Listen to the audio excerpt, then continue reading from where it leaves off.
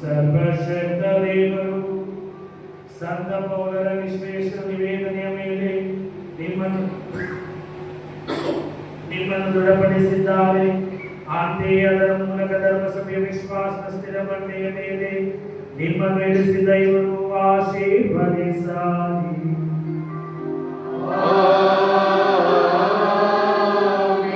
ಸಂತ ಪೌಲರ ಬೋಧನೆಯಿಂದ ನಿಮಗೆ ಶಿಕ್ಷಣ ನೀಡಿದ ದೇವರು ಅವರ ಆದರ್ಶದಿಂದ ಕ್ರೈಸ್ತರಿಗಾಗಿ ಸಹೋದರ ಸಹೋದರಿಯರನ್ನು ಸದಾ ಸಂಪಾದಿಸುವಂತೆ ನಿಮಗೆ ಕಲಿಸಲಿ.